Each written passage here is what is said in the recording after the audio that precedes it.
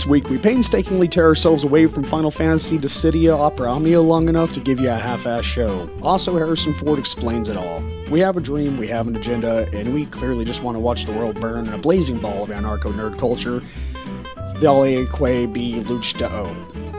That's Klingon.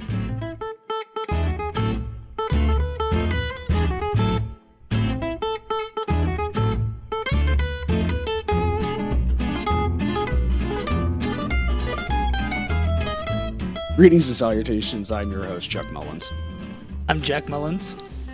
And I'm Matt Herring. And guys, clearly I need to brush up on my Klingon. Fortunately, I have that opportunity, as does everyone. Duolingo, online language course providing service thing, has officially released their Klingon class, in which you can sign up for free. As soon as you go to the website, you can say, well, I'm already pretty efficient at Klingon, so I'll take the placement test. Or if you're an absolute beginner, you can go ahead and just start at the very, very basics. That's awesome. I'm surprised that never even showed up any sooner. I mean, there's a huge amount of people out there that know it fluently. Yeah, I mean, the fact is there are thousands and thousands of people who do speak it. It is the most spoken fictitious language or created language. I was going to say, could it really be fictitious at this point? The thing is, and the numbers on this are, while I think something like 150,000 people speak it, there's allegedly only 100 that speak it fluently. Ow. But thanks to Duolingo, we're going to all brush up on that and fix that. That's awesome. Is that a free service or? Yeah. Cool. Yeah, Duolingo's actually a really great app for learning other languages. It has this nice system of spend some time with it today, and we'll teach you some basic words, make you construct a sentence with those words. The next day you get on, they'll make you kind of remember some of the things you learned yesterday, and they'll start adding to it. I've used it before, and the fault is I never pursued it enough, but it seems like a wonderful way to become fluent in a language that is not your native tongue. Do you think they'll be able to teach me English?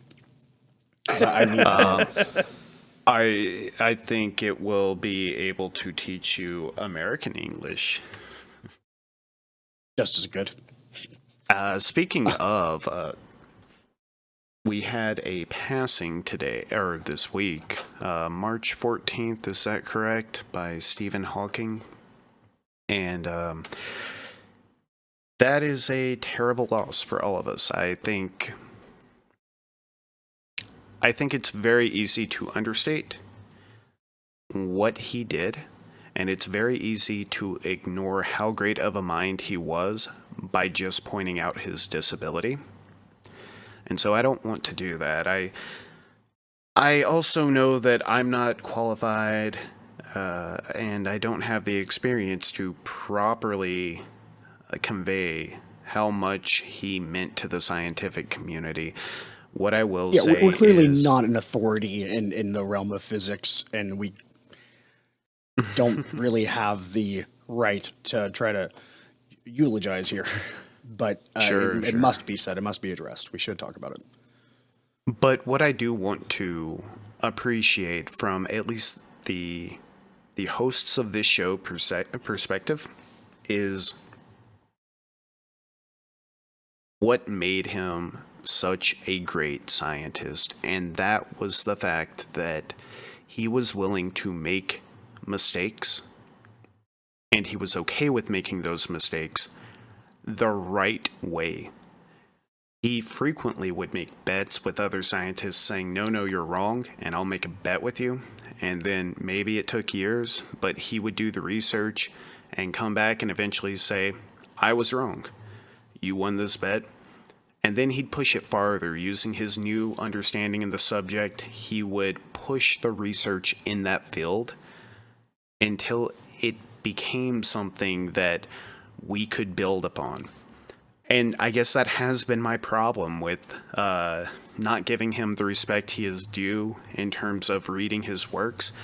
So much of it is theoretical, and so much of it does not apply to the layman, but it absolutely applies to the researchers in furthering fields. So I do want to admire that about him. And I want to recommend that anyone who wants to know a little bit more, they can check out someone who I've spoken about often on this show, Joe Scott on YouTube, of the Answers with Joe show.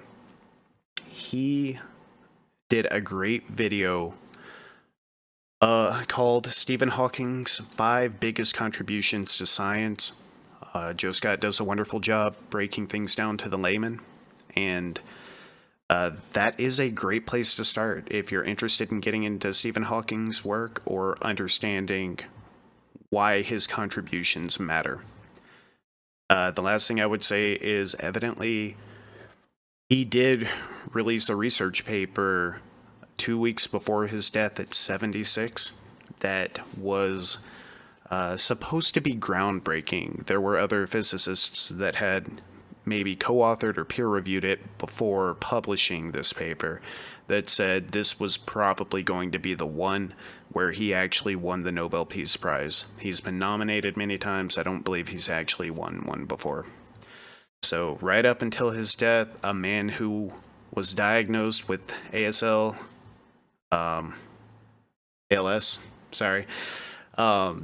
at 21 and was given 2 years to live, pushed himself, kept going until he was 76, and worked right up until he died. Amazing guy. Absolutely an amazing guy.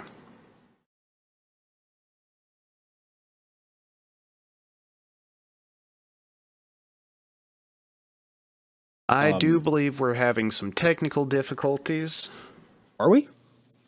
We are. I think it's called a gate. I think it's still called a gate. Hi, I'm back.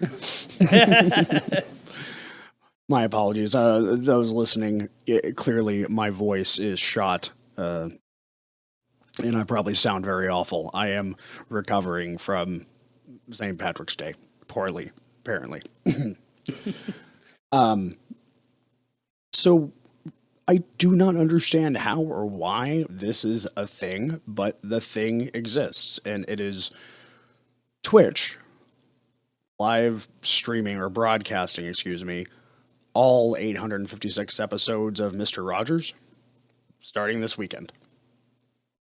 Apparently, you can go to Twitch to see all the goodness of Mr. Rogers.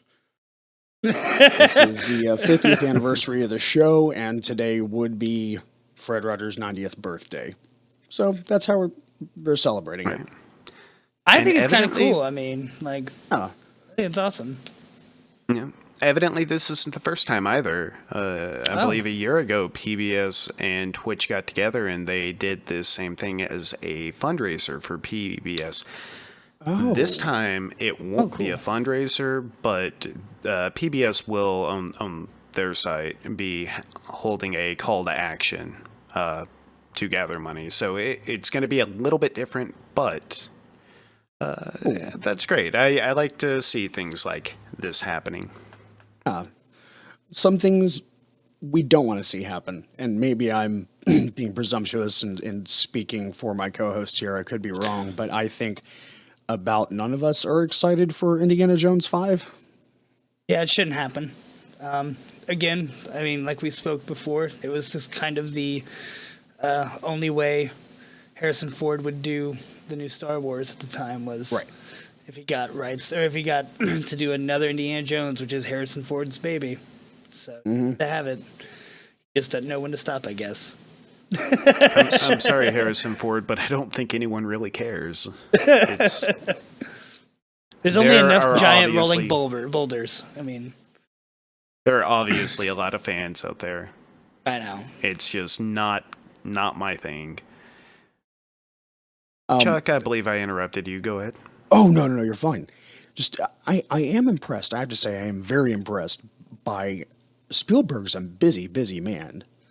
Like this year, on top of Ready Player One, he's working on the Halo film he's shooting right now, and they've already announced a release date for Indiana Jones 5, April 2019, or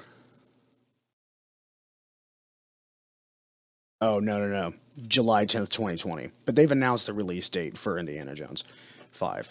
And on top of this, is Spielberg still doing all the new Star Wars releases every year?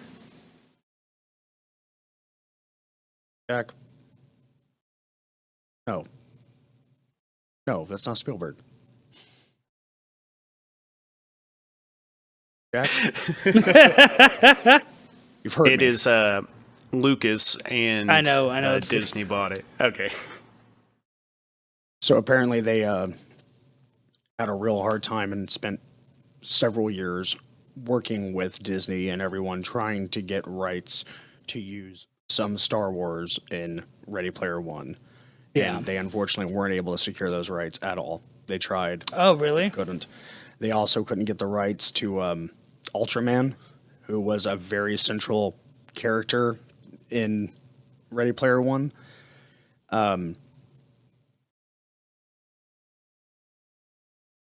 I don't know. There's a legal battle happening in Japan right now over the rights of Ultraman, and both people who are contesting ownership outright said, no, you can't use them at all. So in Ready Player One, anything that Ultraman had done has been replaced with Iron Giant. Okay, I was wondering why they brought in Iron Giant to, you can see in the trailer and everything. And I do have I was speaking with a friend of mine the other day, and he does have some worries about the film with it not being able to have all of those certain references or key characters. So I'm not going to say I'm concerned, but I mean they were able to get enough rights to use a lot of things, and Spielberg also intentionally chose to exclude several of the pop culture things that were his own babies. He felt it was very gross and kind of masturbatory to do so much fan service. So he tried to reach out and find as many random properties that he could incorporate into it. So I'm excited to see what our end result is. So speaking of reboots, Clarissa Explains It All. Melissa Joan Hart. Chuck, I thought you'd be happy about this. Trust me, I am. I loved that show growing up. It's just kind of strange to me that Melissa Joan Hart says, hey, I want to do Clarissa Explains It All. Let's reboot it. And so she's working with Nickelodeon right now to get that started. I have no idea how you reboot a show about preteen teenage girl growing up and learning about the world. But with now the the actress 41-year-old? 41 years old. Like, Do you think it'll be something kind of like similar to maybe like Girl Meets World, where it's like just her still kind of doing the same thing, a generative but as an thing aspect- where now she's the mother and this is about her daughter growing up. Yeah, I mean, I think Maybe, that's naturally the way that it would have to go, but it could also be her entering an old folks' home and talking about She's not that old, man. her stealing her pills, and I don't know. There is always the aspect that adults need to learn how to adult, especially from the ages of like 20 to 30, figuring out a lot. So maybe this is what I've been asking for years. Yeah, it's what we've needed, apparently. That's why I've been such a failure, because I didn't have Clarissa to explain it. So It's going to be so much weird learn to live in a generation where our life mentor is Clarissa from Clarissa Explains It All. And now into our adulthood, we still need her. absolutely.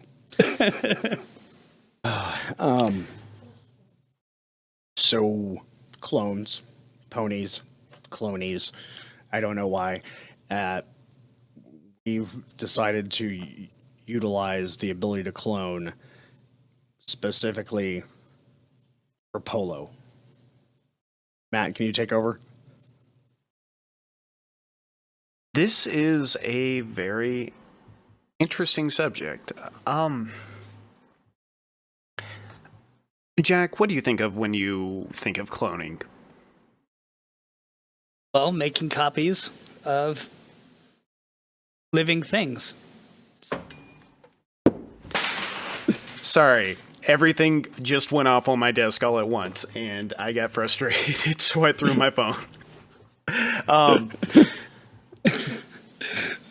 So this cloning process is not so much about cloning, but it's about preservation. It crosses the line into cryogenics, and it's not about creating a bioorganism at all.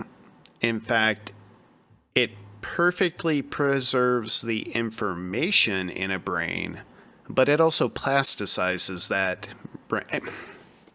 Be clear on terms here. When I say it plasticizes, the brain becomes a plastic-like material rather than a changed material, which brain plasticity generally refers to a brain's ability to change. So after maybe centuries later, you thaw this brain out. It's all the preservatives and the chemical catalysts are removed. It's now a plastic-like substance with the information intact, all the memories, all the thoughts. You can remember your favorite chapter of a book, etc.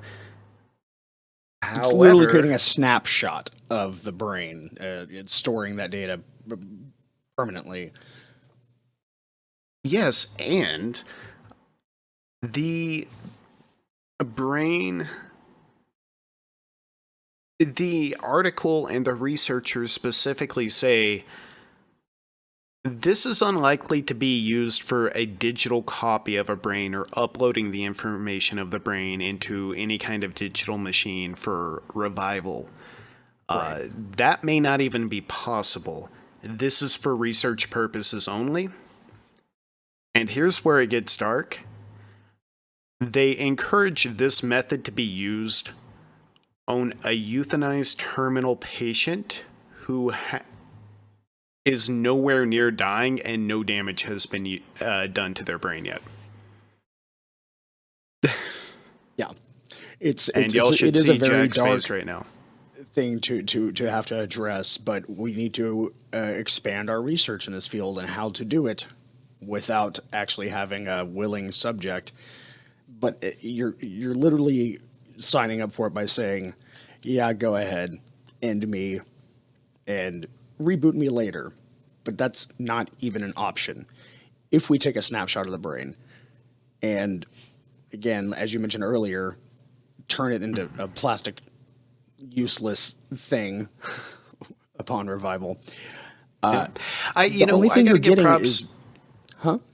I got to give props to CBS here for not burying the lead. The headline is "A New Era of Cloning is Here," and it's easy to think this isn't talking about cloning, but really, I guess it kind of is. And you're creating a situation where you can perform research on living like and gain information about biological organisms without ever researching on biological organisms by the nature of the process.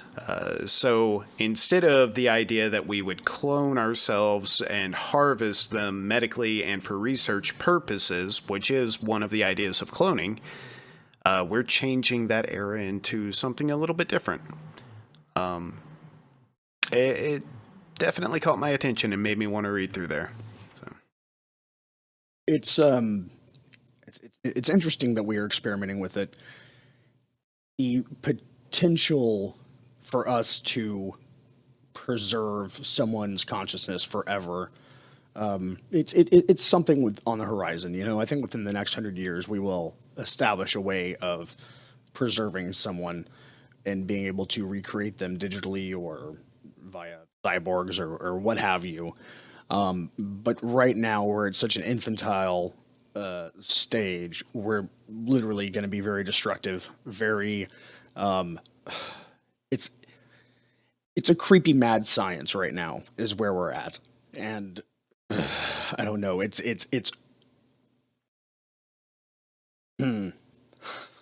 sometimes I word. It's Well, and there's the added complication that what if our understanding is not enough that we replicate all that's necessary? Right. We talked recently about the idea that gamma waves, which were once thought to be just noise in the quantum fluctuations of the brain, and they weren't a part of brain communications, are actually necessary to the processes that go on a cell-to-cell level. And so we could very likely end up in a situation where we start trying to download information from a brain digitally or whatever it may be, and we miss something vital. Yes. And, screw Skynet. Now we've got an army of humanoid non-humans that are... They just don't understand what it is to be human anymore. For all intents and purposes, zombies. yes, exactly. We're going to create zombies before we're able to. I think we're getting closer to Cybermen than zombies. Okay, fair enough as well. Yeah. Likely one or the other at the very least. I just thinking about this, I can't help but think about I think Nina was her name from Full Metal Alchemist. That whole God. story arc like that.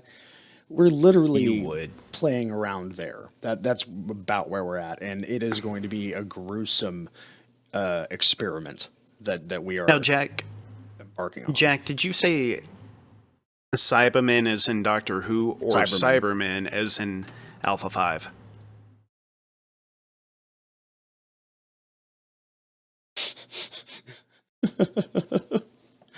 Okay, check. Cybermen from Doctor Who. I'm not doing it this time. Fuck you. You can Save do it an for later. impression Yes, of either. buddy. I mean, I'll save it for later. I'll pull it out when you're not expecting it. let's We just are go totally all Dalek not for going this to take instead. that sentence out of context. So now we've discussed several times about like kind of the scenario in Dark Knight, I think, or Batman Rises, or Make Alfred a Sandwich. Can't remember which movie it was, where you take the network of smartphones and use all of the capabilities of that phone to pretty much create a digital recreation of information, and it's very... So police in Raleigh, North Carolina have given warrants to Google and demanded information be given to them from owners of phones within a certain radius of a crime. As part of their investigation, they were able to get warrants and provide warrants to Google saying, we need all smartphone data of anyone present in this area.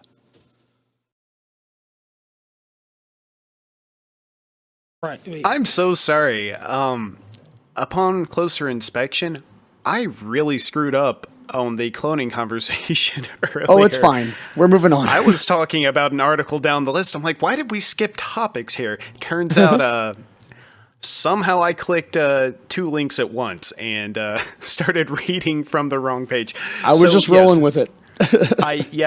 Chuck was rolling with it. CBS, the cloning analogy didn't make a whole lot of sense. I was trying to piece it together from CBS's perspective, and it wasn't their bad at all. That was a completely separate, a new brain preservation technique. From Gizmodo. So Ay, you fucked up, Matt.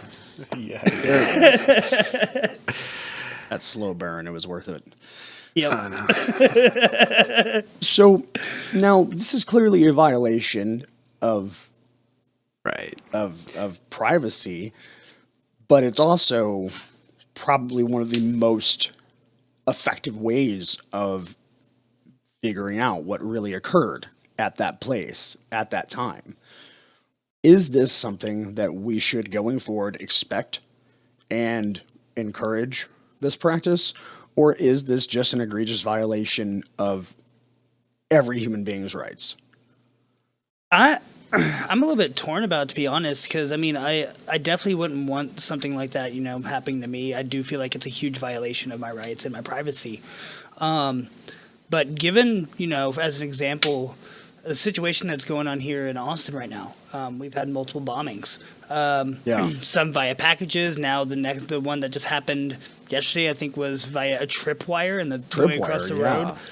And they have no leads or no idea who to even suspect or find. I mean, and this is something scary. This is local to my city, and it's happening all over the city. It's not even, located in just one part of it. So, I mean, while I definitely would never want that invasion of privacy, maybe, it could be something that would be able to help resolve this issue that I'm dealing with locally, Right. If there's a package left on someone's door, well, chances are they had a phone. And if you think, okay, this address between this hour, who was at this location, like that data could prevent this from happening.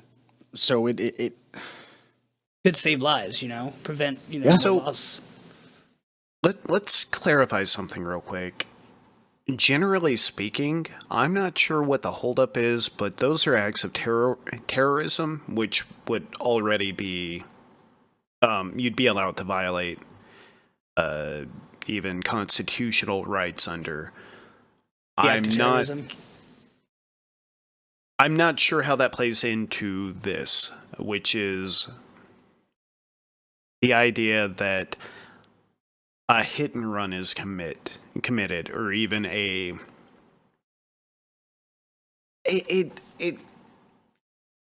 like a home murder being committed, and checking phones to see who was where at what time, and just getting telemetry and metadata from the phones, not even personal data. There's a nastiness to that. For instance, you could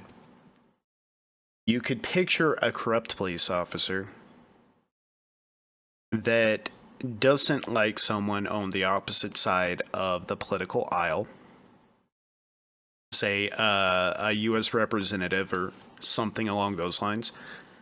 And so he entraps maybe an informant or someone like that into, I need you to go break into their neighbor's house.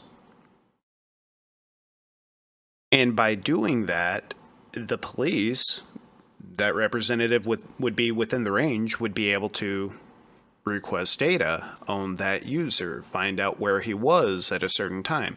And maybe they realize that that person is likely having an affair or doing something else. And so you can illegally ascertain information about them in order to blackmail them, not through legal and proper channels, but completely screwing with someone in underhanded means, and you're giving individuals access to that. That's a lot of power. And then there's also the layer where the police are forcing a private company to do that. You're not talking about an infrastructure company. This is one of my qualms about net neutrality. Most of what's going on in the net neutrality law is classifying the internet as infrastructure, which means it is regulated in the same way that other industries can be regulated. And I'm not saying I'm for or against it. I'm just saying I foresee issues from a legislative perspective where there could be unforeseen repercussions in this trickle-down manner from other laws blending in based on one judge's interpretation, where maybe that shouldn't actually apply. In the same way that we've had to fight very hard to have consumer encryption that is worth a damn to keep bank passwords and things like that safe. because the military in the past has tried to classify it as a munition, using encryptions as a munition and as something that would be used in war. And it has been very difficult for us to maintain the level of privacy that we do have that keep hackers and bad actors out of our information, when the government also says, yeah, but we kind of need access, we need a backdoor. And I'm troubled by this. I really am troubled by what's going on here. And there's no graceful way to. I mean, there's not a clean solution. No, there isn't. Unfortunately, this is the most effective method of gathering information, and it's now not unprecedented. It is now happening to the the point they were able to get warrants and demand this information from Google. We are again touching on something, and it's in its infantile stages, and there are so many terrible things that are going to happen because of this. Well, and Google making some noise. will not respond on whether or not they are going to provide police this information, which is as good as them saying, yes, we will. They aren't taking a stand. They haven't brought it to court at all. So that's it may be a case-by-case basis. It's also something I kind of worry about. Just in the societal repercussions, it's not that I'm worried about it on a personal level. It's eerie, though. I don't like to think we're getting into a state where any president could actually start collecting, gain access into information like that about political opponents or whatever. Yeah. I don't know. I don't know. I really don't know. It feels so ugly to think about these subjects. And go ahead, Jack.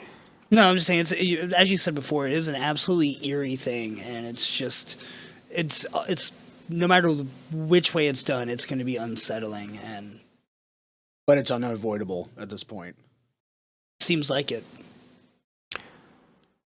And unavoidable from the vantage that those in power try to seize more power. And so police are going to continue to pursue that power. Okay. I don't know. Now I feel real good.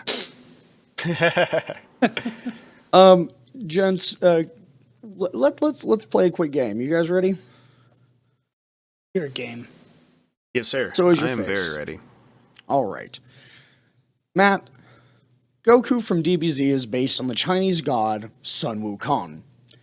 In the game Smite, Sun Wukong is voiced by Sean Schemmel,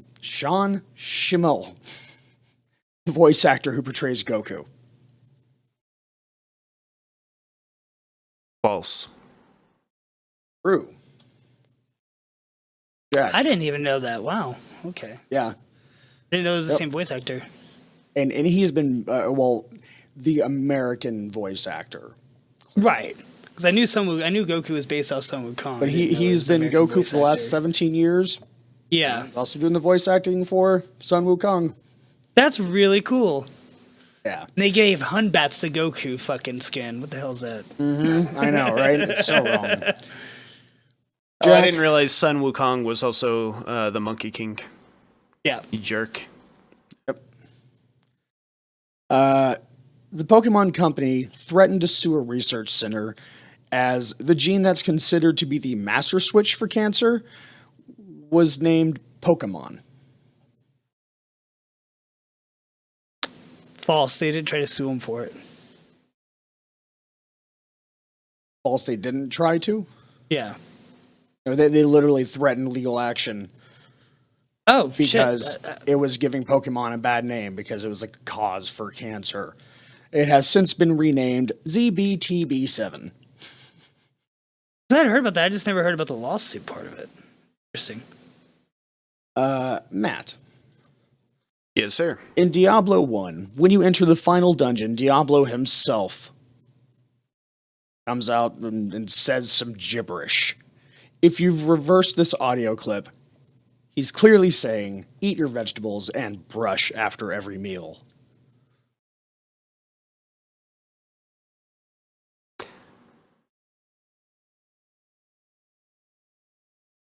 You have phrased that in such an interesting way. Overall, I'm going to say false, because when you enter the final dungeon, nothing of the sort happens. You hear an audio clip. You hear an audio clip, but Diablo doesn't appear. No, he doesn't appear. I misspoke. You hear an audio clip of Diablo speaking. I really don't think it's gibberish. Well, it's okay. But it is what I'm saying it is, or it isn't. I'm saying false. It is true. Literally saying, brush your teeth after every meal. Oh, Matt's face of determination right now to prove you wrong. Jack, the idea for Wario was purely accidental. After an intern at Nintendo rendered a purple Luigi sprite sheet, the ludicrous image inspired Miyamoto to create an evil Mario.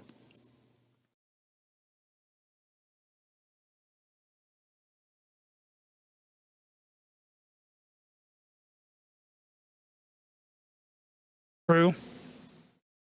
Huh? True. False. I thought it was false. Fuck, I was like, I'm going with true, winning. but I think it's false. I'm winning. No one has any points. Matt. Need a tiebreaker. King, the gaming company who created Candy Crush, in 2014 attempted to trademark the word candy. True. Right, there's a point, finally. He gets the easy one. Jack, the voice actress who voiced Disney's Alice in Wonderland in 1951, also voiced Alice in Kingdom Hearts 51 years later. True. Right. So now we literally need a tiebreaker. How much fun is this, guys? Maybe the first time ever. Yeah, I think so. Maybe on our first game, I think it may have happened. But the original title of this game was Twinkle Popo. The main character was originally named Popopo. However, Nintendo was concerned that it wouldn't carry well in the West. At this time, Nintendo was also being sued by Universal Studios over Donkey Kong's likeness to King Kong. Nintendo decided to rename Popopo after the lawyer that worked so hard to help them win that case. Who is Popopo? Gosh. I should know this. If you don't know it, you suck. Kirby. I was going to say Kirby There you go. initially. I was thinking it was Yep. Kirby, but I was just making sure there was nobody else I was forgetting. I thought it was Kirby, though. Twinkle Popo. I thought so. And that's I'm also kind the of most okay with suiting the fact character. that they decided to name him after John Kirby, Yeah. who we've already discussed as a tiebreaker in the past, I believe, whenever I mentioned the think fact so. that they gave him a boat and gave him the legal rights to name any vessel he owns at Donkey Kong.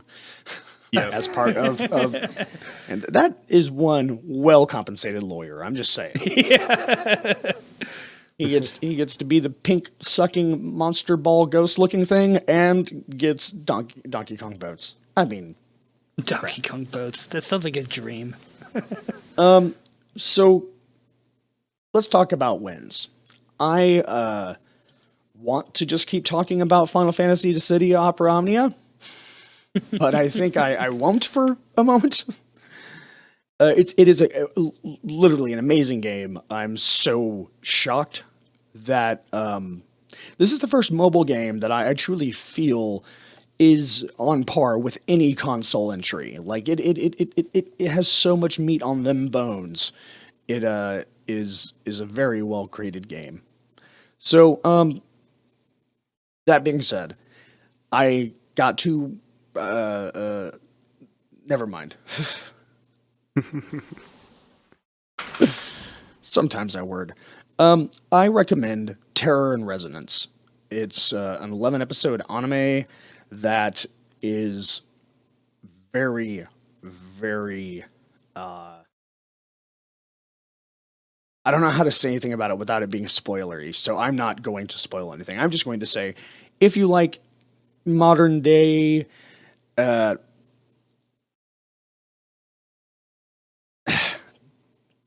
Just watch Terror and Resonance. There you go. That's it. You got another win? You want me to go? Go ahead. So, my win for this week is after, I guess, about 2 weeks of tinkering and working every free hour I have, pretty much, almost. Finally built a dedicated server for us to start gaming together. We definitely have plans to record games in the future and release those as well. So keep an eye out for some more Let's Plays. There has been a little bit of a hiatus on the Monster Hunter world due to Jordan's availability, but more of those should start coming through, as well as some other fun games. I'm going to have a bunch of friends joining us, so we'll have 8 or 9 people in a game. Fun with it. So Yeah, I can't wait. Trouble in Terrorist Town sounds like an excellent game, and I have never played it before, so y'all are gonna see some firsts from me. it's definitely going to be one of the funner games that we're going to have a lot of blast with. I mean, a lot of blast. Yeah, that was words. Sometimes I word too, Chuck. It's about like me saying I'm no clever today earlier. Jack, was that it for you? Yeah, man. All right, so for my pick, I've talked about this a lot already, but gonna have to go down for Final Fantasy to Stay Opera Omnia. No, though it does deserve it, and I have it dear to my heart right now, and it's wasting my time and distracting me, but it is excellent in so many ways. The real pick, something that, yes, I have talked a lot about before, the book The Naturalist by Andrew Mayne, which I found to be one of his best works. It comes across as something between a murder mystery and a grounded science fiction book. This week he released a sequel called Looking Glass, and I picked it up meaning to read maybe the first quarter or something, get into it, and I realized by like 5 p.m. that day I was done with the book. And I loved it. It was so good. I cannot recommend it enough. I think it was better than the first, and the first did spend a month as the #1 on Amazon's bestseller list of all books. Now, is this such a sequel to the point where I'd be remiss if I didn't read The Naturalist before picking up Looking Glass? Absolutely. 100%. It is a direct continuation, much like most of Andrew Mayne's books. You've got, for instance, Station Breaker and Orbital that are literally Orbital starts 1 minute after Station Breaker. And there's about a 2-sentence recap. It's not as extreme in The Naturalist to Looking Glass, but it is very close to it. Awesome. I recommend it. I really recommend it. He does spend time talking about AI, and if you want an insight into how AI works today, this is a great place to start. I'm not saying that that's what the book is about, but it is a very, very poignant plot device that is presented from the view to laymen, as it is written for laymen, and I like it. It's a lot less difficult to get into. There's some harder science fiction in Station Breaker and Orbital, which I am rereading right now. And those you really have to be thinking and kind of doing your homework at the same time, at least in my view. But this one was absolutely excellent, and I was immediately sucked in and done in one day. That that was not how I planned my week. So That's awesome. check That it is out. Really awesome. The Naturalist in Looking Glass. Oh yeah. Right. Groovy. Well, folks, thanks for joining me this week. Thanks for taking the time away from Final Fantasy City Opera Omnia. I know it was very difficult. And yes, we're rushing to close this show because I need to go get back on it right now. So, you guys can, check us out, loseaturn.com. We live stream on Mondays, and we'll be providing more Let's Plays over the next coming weeks. If you have any suggestions for articles or anything you'd like us to discuss and hear me misspeak the English word things, you can email us or reach out to us at our social media accounts. You know how that works. Y'all, stop letting me talk.